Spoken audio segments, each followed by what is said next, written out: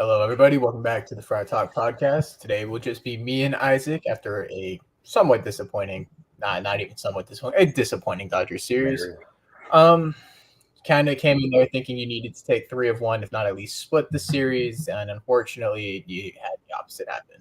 You got blown out basically in 2 games with a couple of bright spots. In today's game, Campy looked great. He hit a home run. He got a few more knocks for RBIs. He looked good. He's starting to come out. Looks like you could have either a really solid DH option or a really solid catcher behind the plate with a decent bat to boast. So, other than that, there is not really anything positive to talk about the team. Bomel made some pretty rough decisions in this series, and it's getting hard to sort of defend him.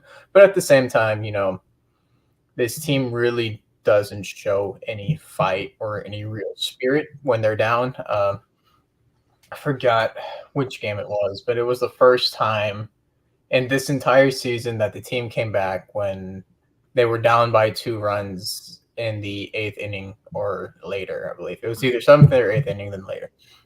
And if that's the only time that's happened this entire season, well, then guess what? You have no fight. And I know a lot of the comments are bringing it up like, whose fault is it? It's just the teams. Like, I wouldn't blame Bomel. I wouldn't blame Preller. It's the team. It's the fire within themselves as players. You're letting this happen. Like, you guys are on the field and can control what you can control, and you control whether or not you win, control whether or not you lose, and how much fight you have when you guys are losing. And every time they're down, they don't really put up that much of a fight. So, what do you think?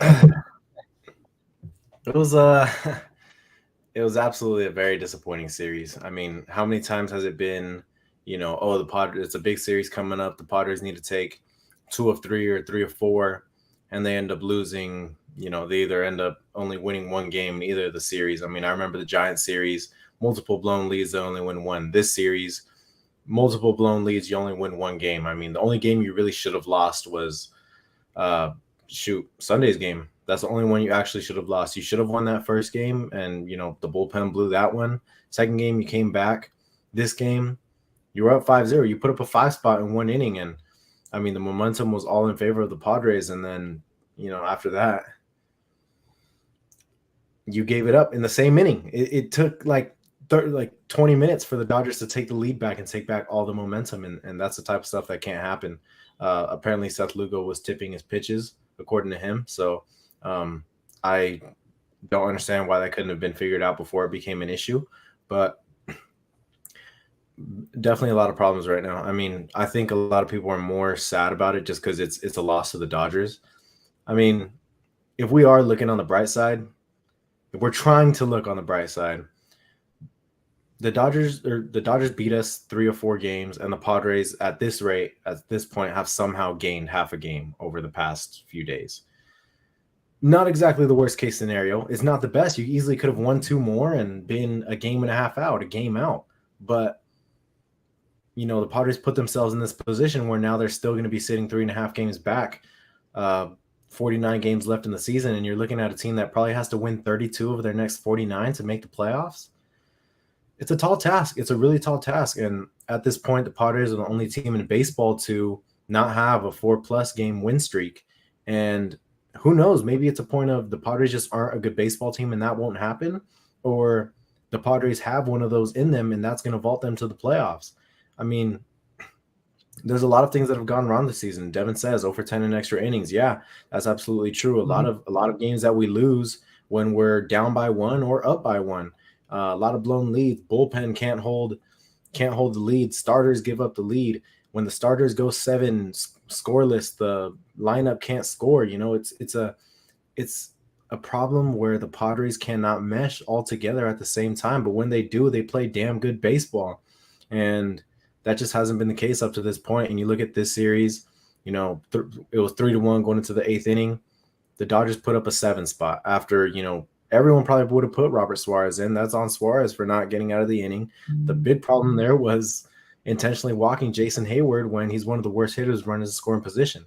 Next day you come back, but the following day, a couple bad breaks for the Padres and you lose. You could wear that one, but I absolutely cannot wear two blown leads where you're in control of the game and either the starter or the bullpen blows it, and that hasn't been the case all year. But it couldn't be the case in this series, and it was. And even though they're not in a hole, they're still gained half a game. It's definitely not something that we expected. There's only, I'll say, one positive to this. The offense looks better. I can say that. Like the past couple weeks, they're scoring probably on average 4 or 5 runs a game when you look at it.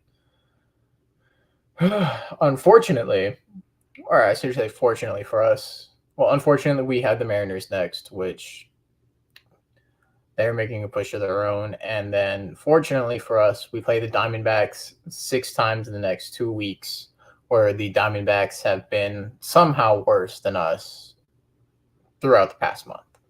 You looked at the Reds, the Marlins, and the Diamondbacks, and I believe it was from July 6th to August 9th. They're basically, their records have only gone up by 6, maybe 7 wins each. That just shows how bad they have been the past month and kind of how lucky we are getting. That's the only reason we are still close in the wild card race, is because those teams have been that bad. You end up playing them. So you play the Diamondbacks this weekend, next weekend, and then right after the Diamondbacks next weekend, you play the Marlins. If you don't come out winning those 3 series, you can probably kiss the season goodbye. Those are the 2 teams you are battling against for the wild card. And then you play Milwaukee after that, and then the Giants. And you have a couple extra, they're important series, but probably not as important as you need to win or sweep those series. Those are the guys that you're battling against for the wild card. And if you lose, you're basically you're folding. There's no other way to put it. You can't afford to lose any other seasons. As you said, we had to go 32-17. About that, that's not an easy thing for a team to do the last 2 months of baseball. This is where teams start to either show they have it or they fold, because you know what, you're over 100 games in. And guess what? This is where fatigue starts to kick in. This is where, bullpens or pitchers start to fall apart. I mean, look, we lost Musgrove. We're doing this also without Musgrove. So it's not going to be an easy ride for the Padres in no way, shape, or form. It is a very much uphill battle. Right now, we sit 3.5 games out. Chicago's been on a serious win streak, so that doesn't help us. Cincinnati, Miami, and Arizona. Cincinnati's been 3-7 in their last 10. Miami 3-7. Diamondbacks 2-8. We couldn't catch them at a better time. However, we look like we don't have it ourselves. So there's just not a lot to be happy about. Yeah, and you brought up, how many we might need to win in order to make the playoffs. It feels like it's going to be 32. That would get us to 87 wins, and I think that's being safe. I think that's playing it safe. That's what the Phillies, I think, were at 86 or 87 last year. But shoot, at this rate, with how bad the teams are playing, you could honestly maybe make it at 85. But I'm not gonna sit here and say that 85 guaranteed gets you in. Not even 87. I think 88 guaranteed gets you in, which would be 33-16 from here on out. But that is a very tall task. So we just gotta hope, and we gotta take it game by game, man. I don't know what's gonna happen here, but we can't keep. I would be able to take the series a lot better if we hadn't blown multiple leads. That's something that I can't take, man. Is like, you're up by 2 runs in the top of the 8th. Robert Suarez comes in, you're set up, man, and we end up blowing it.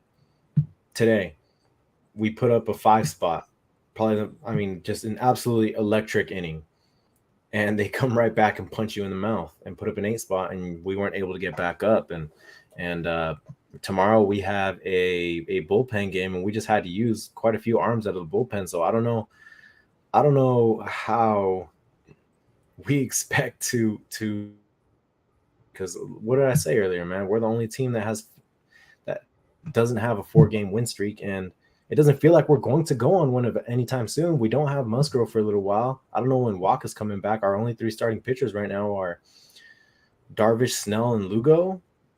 Oh, and I guess you could say Rich Hill, but come on, we saw what happened yesterday. I don't know how confident you guys feel in saying that Rich Hill is a solid starting pitcher.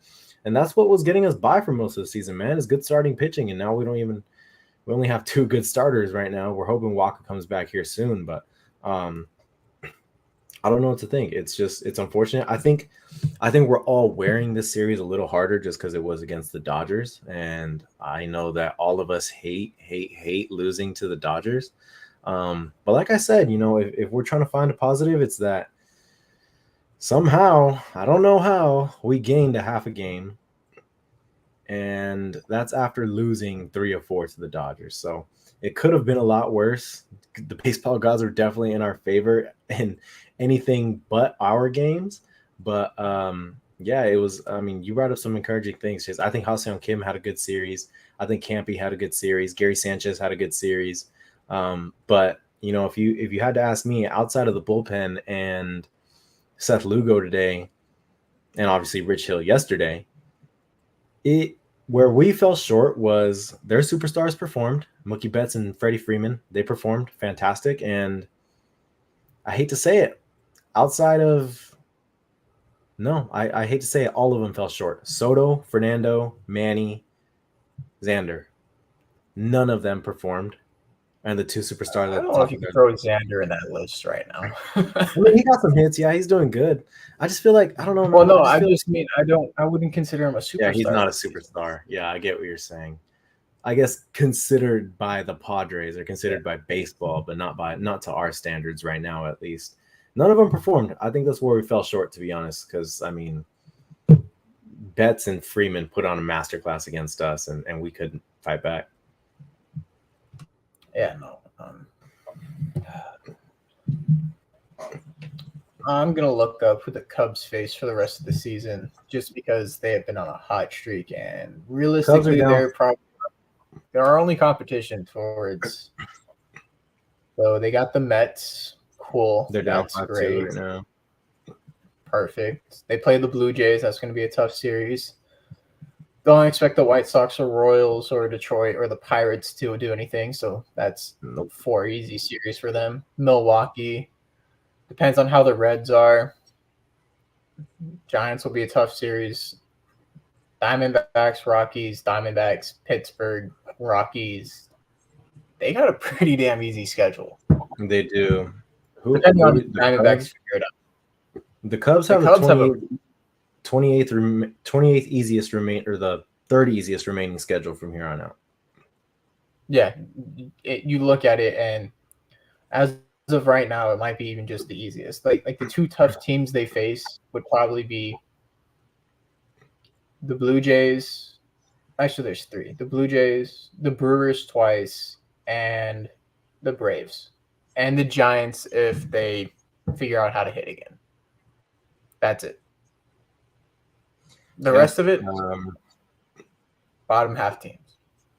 According to, it says we have the 13th easiest remaining schedule. The win percentage of our remaining schedule is a 497. For the Cubs, it's a 480. So, I mean, they definitely have a easier path than we do. Milwaukee also has an easier path than we do. Cincinnati also does. So, I mean, like I said, man, it's players' fault. They put themselves in this position where they need to go on some crazy win streak in order to make the playoffs and not be the most disappointing team in franchise history. That's up to them. I mean, it's unfortunate Joe Musgrove went down, but we can't really look at it and just wait for him to come back. I was thinking if we can be around 2-3 games back by the end of this month, I'm crazy happy. I'm really happy if we're only 2-3 games back by the end of this month, considering, we do still have a pretty tough schedule. But at the end of September, man, if we're a game or 2 back, the thing is we don't play good against bad teams, but we got the A's, Rockies, Cardinals, Giants, White Sox to end the season. And if we're a game back by that time, I'm feeling good. But I mean, the way they're playing, the way they played this series, it's frustrating. It's very worrisome. And what also sucks is that it seems like in the past few years, every time they lose a series to the Dodgers, they go on some fat losing streak and they can't get a W. I mean, shoot, look at the May. What was it? May early May, the first time we played the Dodgers, they I'll beat look us it up after right now. they beat us after the Kershaw meme, and we haven't been the same since. That was the start of the downturn of the season. I'm not blaming the Kershaw meme, but I'm blaming that series loss of the Dodgers where Mookie Betts put up or hit a game-tying home run in the bottom of the or in the top of the ninth, and James Outman ended it Was it basically the one at Petco? So then, at Petco. Yeah, yeah, we lost 2 in a row. We won 1, then we lost 1, 2, 3, 4, 5 in a row. We won 1, lost 4, no, 3 in a row. 1, 2. Yeah, that was a pretty rough month. that was the start of where the Padres really started to falter right there. And now, we're in the start of August and we really got to wonder because it's been like that ever since 2021. They lose a series to the Dodgers and everything goes to hell. Now you got to start to wonder, are they going to battle? Are they going to have adversity? Are they going to show resilience or are they going to crumble again? Because that's been the case almost every time against the Dodgers. So we'll see what they do, man. But not feeling good about it. Definitely not feeling good about it. We bought at the deadline, and it wasn't an aggressive buy. Considering we didn't give up too much, but it was still a buy, and it's not looking justified. The one move I will say that I liked was the Barlow move. I think that That's was the one move that made the most sense. You have Barlow for next year too. The only prospect that we got rid of that I was really intrigued in is it was like a story something. I can't remember his name, but he just had a James Wood type build. I don't know if he was ever gonna put it all together, but he was just one of those guys where you looked at how athletic he was as a prospect and just wonder where his ceiling was. But other than that, it wasn't too bad. You could argue you probably want Jackson Wolf over Rich Hill, and Yeah, probably. very well. Yeah, Estero. You could very well make that argument right now that Jackson Wolf probably gets you a little bit further than Rich Hill just because of the game Rich Hill had and the fact that Jackson Wolf is like almost 20 years younger than him. So it's just one of those things where you got 3 teams fighting for the NL Central and then the other 2 teams in that, or you got 3 teams fighting for the top spot in the NL Central and then 2 of them are also fighting for the wild card spot. So it's not looking good for the Padres, especially if they go on this mopey streak that they always do after they lose to the Dodgers, like you mentioned. Well, you want to talk about a bright spot? Ha-Seong King in the leadoff spot is quite literally the embodiment of the greatest thing you want and the best Padres player there is right now. He's been the second best leadoff in the sport after Ronald Acuna. Yeah, basically the best of the best. Yeah, which is fantastic. So, I mean, absolutely got to keep him up there. I mean, like I said, I think where we went wrong was, of course, you can look at Rich Hill blowing. You can look at Seth Lugo blowing his lead and Robert Suarez blowing his. But realistically, we could have put up a lot more runs if our stars performed. I mean, Fernando had a tough series. Manny, I'm pretty sure him and Soto had a tough series, and Xander's a freaking. You can pencil him in for a tough series almost every series because he sucks. But it's a very tough spot to be in right now, man. The only one that is consistently performing right now is Ha-Seong Kim. G-Man Choi's been in the lineup every. What was that? Cronenworth had like a decent hot streak. Yeah. He has like a 6-game hitting streak going. He's definitely been hot. No, you're right. I mean, other than that, G-Man Choi hasn't done anything well in the Padres lineup. Gary, of course, he's been mashing. He's up to over an 800 OPS. Same thing with Campusano. But overall, yeah, very disappointing what the Padres put on display this weekend, and Now you got a series against the Mariners where you're pitching a bullpen game without very many bullpen arms. I don't really know what to expect tomorrow. I don't know who is gonna pitch. I don't know who's gonna open. I don't know who's gonna come in mid relief. It's all up in the air right now because we had to use so many guys these past 2 days. Pedro Avila pitched fantastic. I forgot to say that. Pedro Avila, he's been looking good. He got a lot of swings and misses, and he looked really good this series. And hopefully he's able to go sometime soon instead of Rich Hill. I don't know, but I don't know what they're gonna do tomorrow, man. I'm assuming they're gonna start with Martinez and go from there. It kind of also makes you wonder, with the success of Pedro Avila the past couple times he's been out, he had a pretty good start at Coors Field.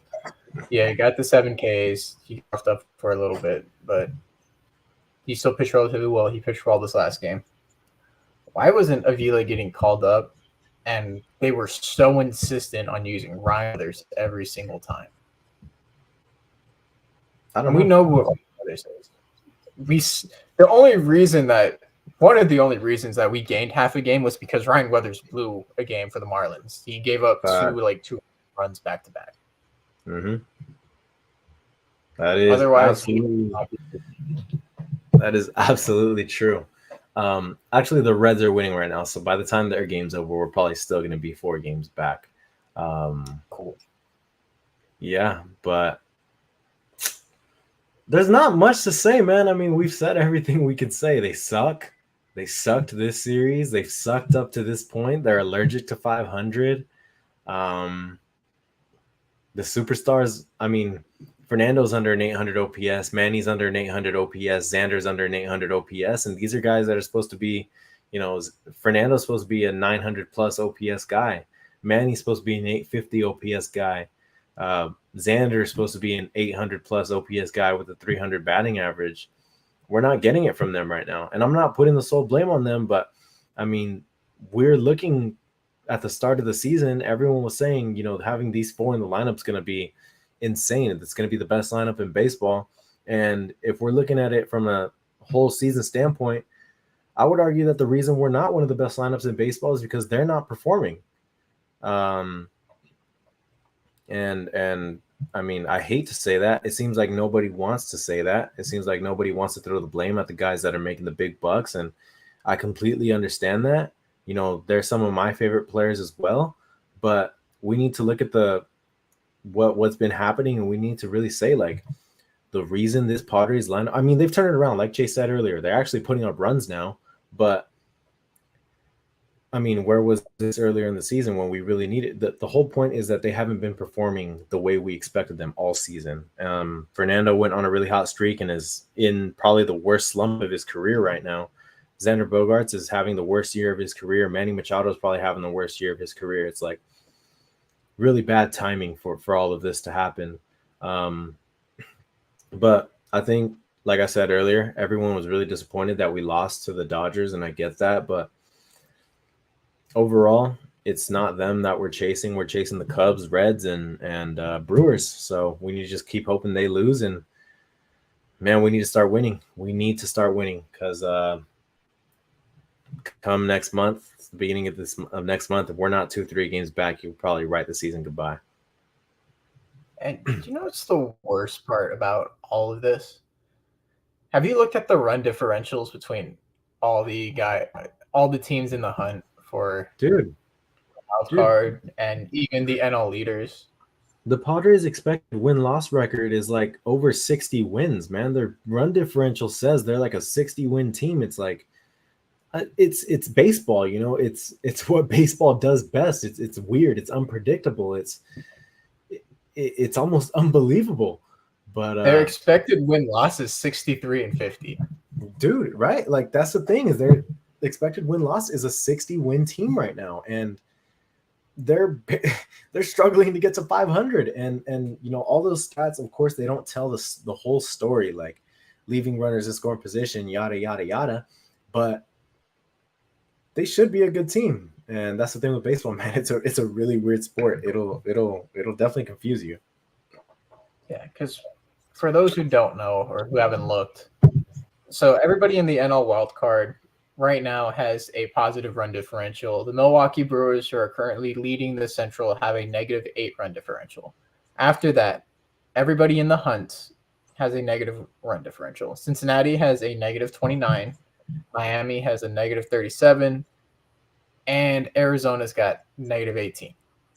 The Padres are sitting at a positive 63 run differential below all those teams that we just mentioned. And I think that was one of the most frustrating things for me, at least this entire season, is they would go through these phases where they couldn't hit. They wouldn't hit with runners in scoring positions. There was historically one of the worst teams with runners in scoring position throughout most of the entire season.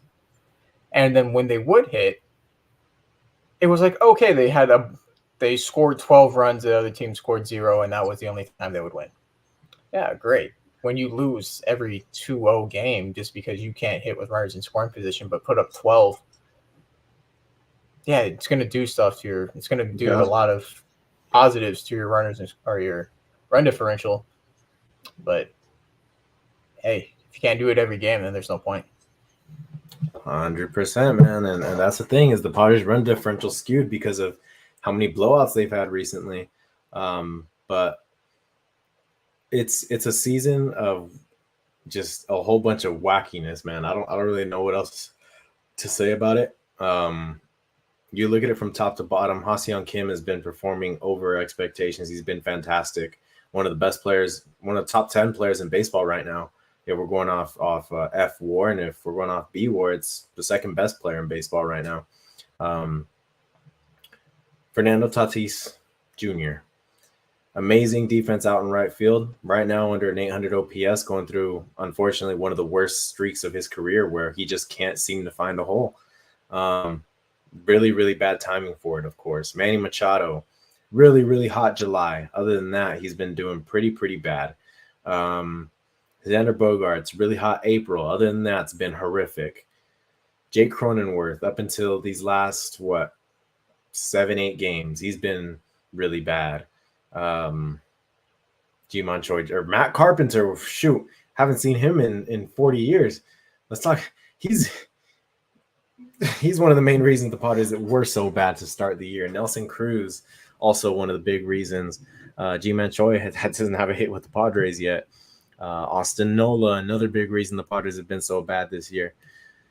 From top to bottom, you cannot, except for Ha-Seong Kim, you cannot say that a single one of them has been performing up to expectation. Juan Soto's been pretty damn good, I'll say that. But Juan Soto's been up to his expectations. Yeah, he's been up to expectations for At sure. the beginning of the season, not so much, but as of now, he has. Yeah, he's up to 920, 930 OPS. Yeah, so he's definitely lived up to expectations. Anyone else, though, that's in the lineup, except for him and Ha-Seong Kim, have absolutely shit the bed at some point this season, whether it be for a really long period of time or a really short period of time. And clearly we're not in a position where we can afford that. So 49 games left. He's at 942. Yeah, he's been crazy. But 49 games left, Chase. How are you feeling about it? Dude, I got to be honest. Not good, Isaac. Not good. Just the way that the bullpen looks much stronger than it did at the beginning of the season. I will say that. Yeah, you added Barlow. Cosgrove has been a really great surprise. Ray Kerr looks like he's starting to put it together. Suarez is now back. Wilson's now back. Still don't trust Luis Garcia. I don't know what Pedro Avila's role is going to be. I really hope he turns out to be like that back end starter, or hopefully, you have Rich Hill as an opener and then you throw Avila afterwards for two different types of pitchers, throws guys off. You look at Camping, Sanchez, you really need both of them in your lineup at all times. Like, realistically, one should be catching, one should be DH. No other way around it. I like Ji-Man Choi. He's just – I really don't know what he's going to do on the Padres. Same with Garrett Cooper. Has Cooper even gotten Wait, no, he's got an I think he's MVP, gotten right? one. Yeah. Yeah.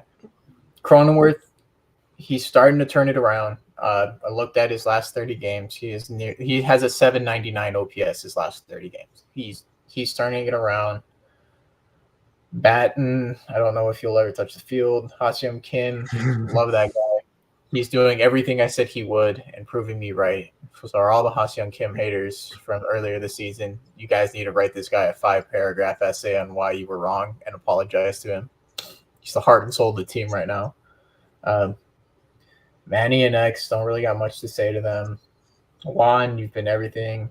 Grisham's put up a way better season than he did last year. He's at a 717 OPS right now. Fernando's in a little bit of a slump, but the way his defense is played out in right field, it makes you not concerned really with how he's going to play and how he's going to stick to the outfield. The only question now is, do you want to risk moving him to center in hopes that you can get a better right fielder, or do you stick with Grisham just because he's a cheap contract right now? Yeah. I don't know. I don't know what they're going to do, man, but overall, looking at these next 49 games, I've said repeatedly, you got to win 32. You have a stretch at the end of the season where you got like 15, 16 games against, other than the Giants, they're not very good teams. So you got 12 games at the end of the season that if you actually play up to your level and not down to the other team's level, you can actually go on a hot streak into October. They just have to hold up until then. And right now we're at the point where we're hoping that the Dodgers series in September is a lot more important than this series. But I don't know what else to say, man. I mean, it's going to be a matter of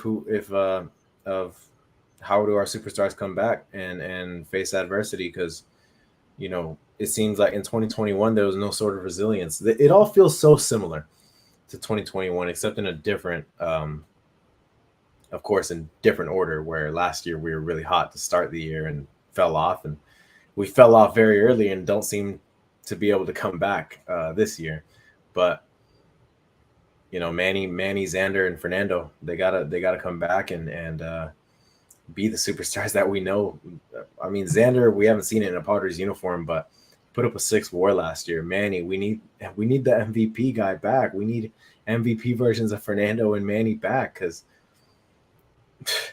Lord knows if we're going to win 32 more games from here on out, that's what we're going to need, especially with Joe Musgrove down for probably the whole month, maybe even longer. Yeah, I mean, who knows, man? Who knows where we're going to be by the time we play the Dodgers again in September? Who knows what this team's going to look like next year? I mean, you look at the roster construction and you look at next year and you go, okay, well, we don't have Snell. Like, you may try to extend Snell, cool, but realistically, you probably don't have Snell. You don't have what's your rotation look like next year? Darvish, Musgrove. Waka's there. Waka. Is Lugo on a 2-year deal, or does he have an option for 2 years? I cannot remember. Nick Martinez. Oh no, man. Your guys in the minors are still kind of a couple years away. They've had some really good seasons. They've had some really good developments, and like Muzar, Snelling. They moved Iriarte to a bullpen piece, which is kind of unfortunate because you kind of need him as a starter now. They moved a couple of guys where they were starting and doing really well. They moved them up into the higher levels as relievers, which I get you kind of need the options as relievers right now, but you kind of need those guys to be starters down the road, because you don't have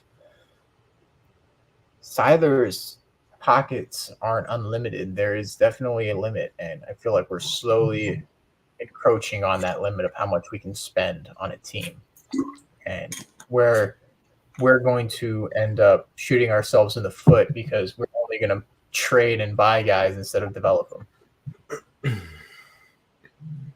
So what do you think? I've been thinking about this because currently in your 5th spot in the lineup and previously your 4th, you have one of the worst hitters with runners in scoring position.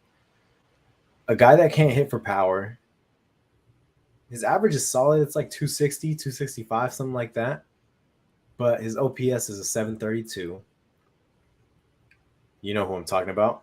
Xander Bogaerts.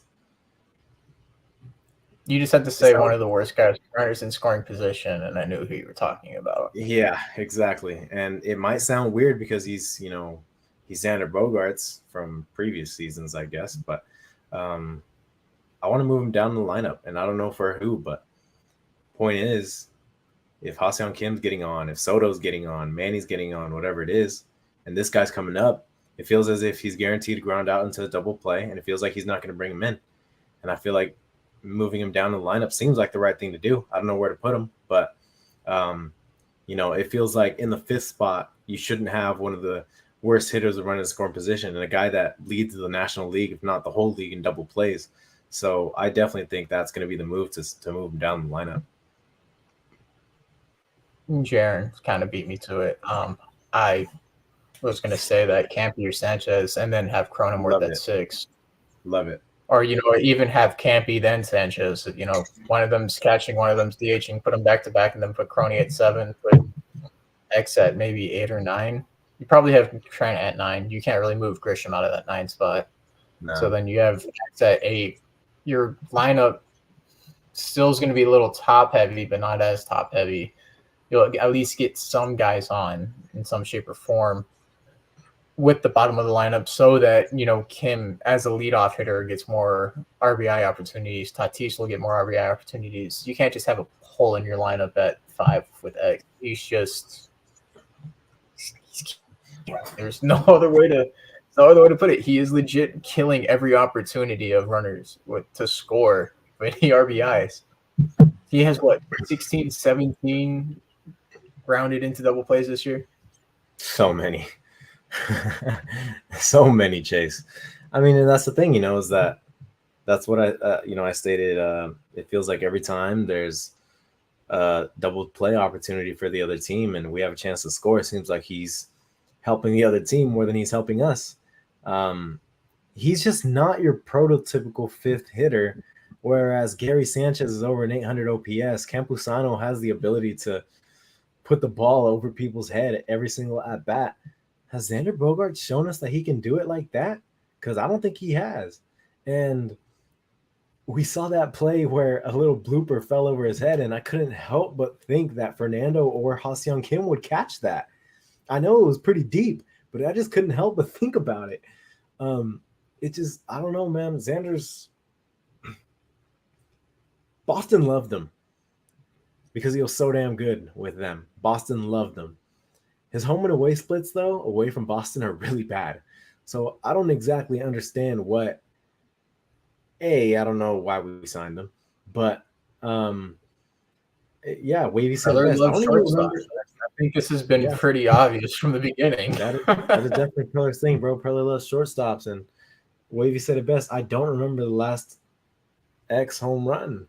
I don't remember it. I think it was early June against the Angels, I want to say. But, I mean, when you sign Xander, you were expecting a 15 to 20 home run season with a 300 or 290 plus at least batting average, over an 800 OPS. And he's batting 5th and costing you multiple runs. So many games could have been won if he had not grounded out into double plays or ended the inning. Something has to be done about that 5th spot, man. And I hate to say, I'm not trying to say just him.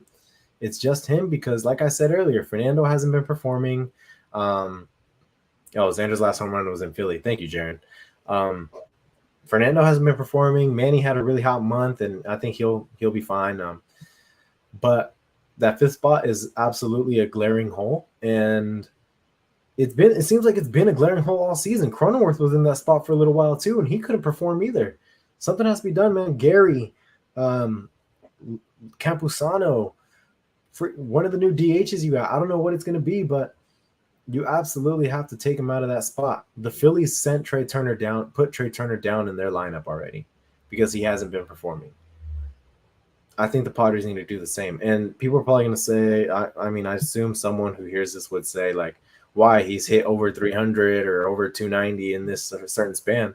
Well, the reason is because A, they're just singles that get through the holes in the infield, and B, he keeps grounding out into double plays. Those hits aren't coming in timely situations. So I think it's time. I think it's time to send him down to 7 or 8. Yeah, that signing is. I know we were somewhat happy about it for the most part. We were like, "Oh, what the hell? We got Xander Bogaerts. What the hell's going on? Why did we sign another superstar? Hey, you know what? We're always going to welcome another superstar." But now it's turning into one of those things where you're looking at it and you go, "Did we really need Xander Bogaerts? Could we have used this money somewhere else?" And every day now, I keep thinking that could have been Snell's contract. That could have been money going to Snell, money to Hader, money going towards a better DH, money going towards a legitimate first baseman. Yeah. Absolutely, man. Absolutely. Could not agree with you more. Could have went towards a better starter. Could have went towards more bullpen arms. Could have went towards more depth. Yeah, it's a very questionable signing right now, but you know, is what it is. We got to deal with it, I guess, for 10 more years after this. So, that's going to be painful. But yeah, it seems like overall what we've seen throughout the season and from this series is Xander Bogaerts cannot be batting fifth. The bullpen, I mean, I feel like the thing is, for some reason, they always crumble against the Dodgers. The bullpen, I saw that the Padres bullpen has like an 8 ERA against the Dodgers since like last year, something like that. So that's another reason that we keep losing. But overall, man, the superstars didn't perform. The Padres blew some leads, and here we are again looking at a 3.5 or 4 games back when realistically you could have been a game and a half back, a game back, at most 2 games back if you don't blow 2 leads to those damn Dodgers. And it's August 7th. Season ends on the 2nd, so still 49 games left. Hoping they win 32, man, 32 or more. That's going to be the goal for the Padres to hopefully get that 6th seed. And every game is important from here on out. So it feels like they're going to lose tomorrow. I will say that it definitely feels like it's going to have to be 32-16 from here on out because they have to throw a bullpen game. But we just, I don't know, man. I don't know. It's very bleak right now. So let's just I'm gonna just keep hoping that they make the playoffs, and if not, whatever. My liver hopes that we don't make playoffs, but my heart does. Anyway, yeah. I got one last question for you. Yeah. If we finish below 500 and not making playoffs, do you think we have to get rid of Preller? Not like a want, it's a have to. Yeah, I do. I mean, you look at it from since he's started, you got one team that's been to the NLCS and then another team that went to a Mickey Mouse NLDS. Other than that, it's been nothing but pure disappointment. I mean, 2021 was horrific. It was bad. And then you look at this year and I mean, even a lot of last year, the Padres weren't exactly the best team. They finished with under 90 wins. They got the 5th seed, which they would have made the playoffs regardless of an extended regardless of another seed being added. But overall, it's been a very disappointing tenure for AJ Preller. And I compare it to that of Tom Telesco, where the Chargers haven't made it past the divisional round. So I mean, and the Chargers only got there once. So I think it's funny. I think they have very comparable tenures managing their teams, where they have a lot of leniency, they get stars, and they just can't seem to win, whether it be because of injuries or blown leads or whatever it is. But yeah, if this season doesn't go to plan, I don't think it's Bob Melvin that has to go. I think it's the man up top, AJ Preller, for making moves that didn't make the Padres good, or it's not even just adding players that make the Padres good or not. It's failing to implement what other teams have implemented in their organizations already. It's failing to develop multiple prospects, get prospects on cheap contracts, so um, that way we can add other guys. That way we're not so dependent on the top end contracts. It all falls on one guy, and it's the guy that's shelling out prospects for guys that aren't panning out, and B, not being able to acquire the coaching staff, the analytics, whatever it is that can't seem to develop guys. And you look at the Dodgers, every time they get guys, they either become better or they stay the same. They don't become worse. It seems like Freddie for the Freeman, Padres. look at Jason Hayward. Jason Hayward's absurd. David Peralta's having himself Tyler a solid Anderson year. last year. Ever since Kike came back, he's been solid. James Outman looks solid. Everyone's probably going to point at the very few that have gotten worse or stay the same there, but oftentimes they are able to make a bad player or a mediocre player into a valuable player.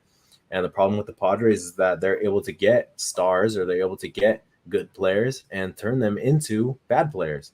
So, you need to look at it from not a Bob Melvin standpoint, not even a player standpoint. I mean, of course, most of the season is the blame goes to the players, but overall, when you look at it from a year-to-year standpoint during AJ Preller's tenure, it's been the same things over and over again. So, it seems like it's going to be his time. I know. I'm glad you finally joined the train of sure. Let's fire AJ Preller. I was trying to give him a chance, man.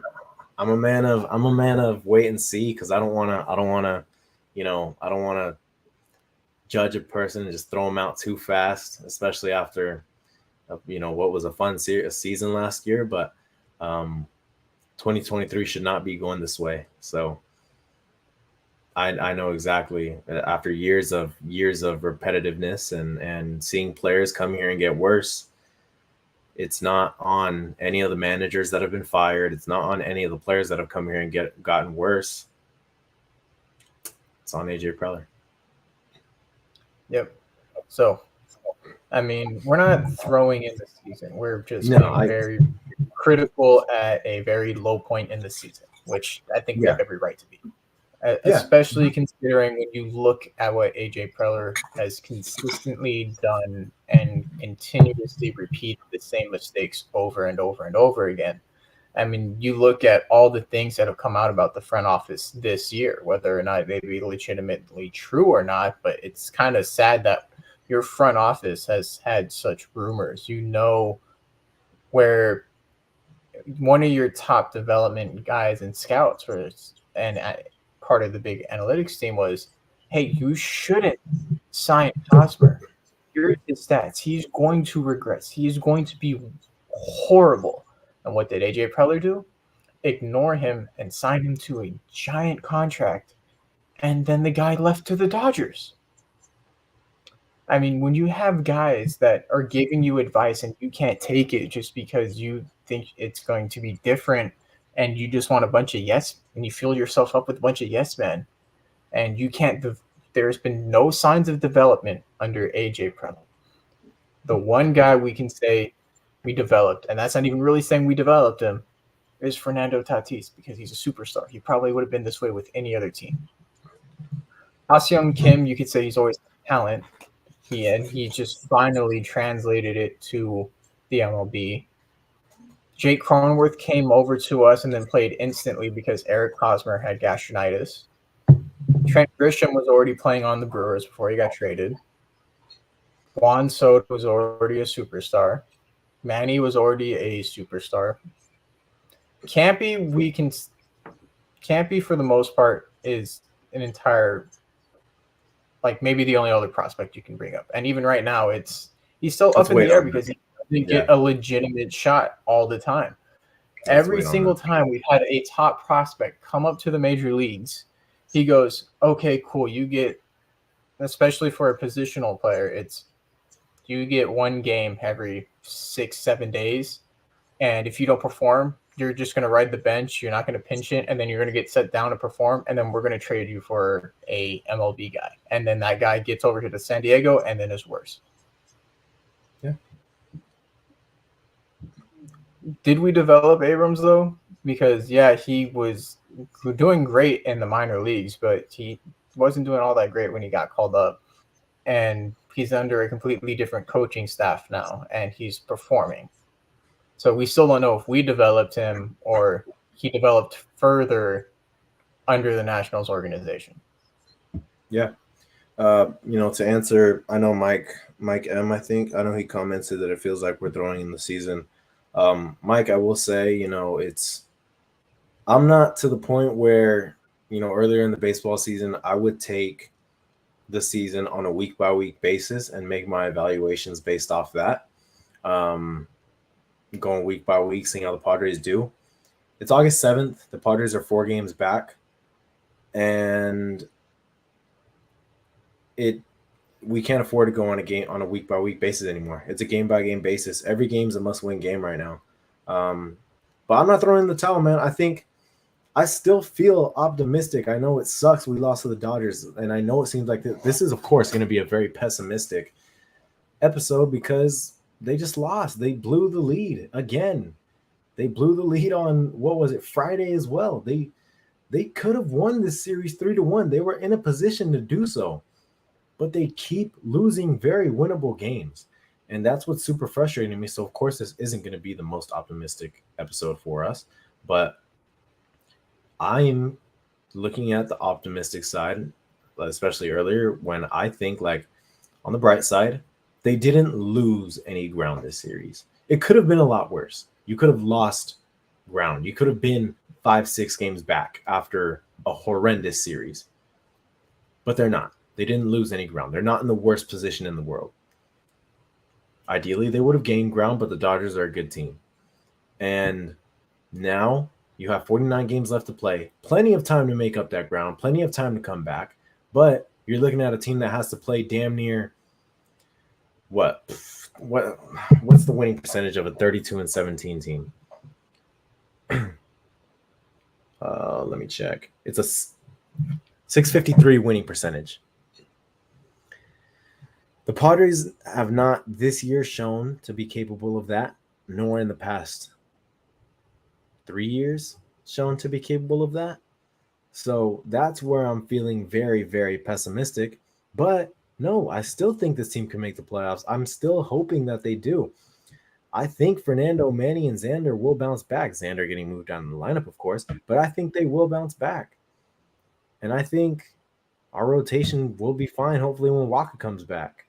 But right now, the Padres are in such a hole that I can't reasonably say, hey, everyone, we're still okay. We're still good.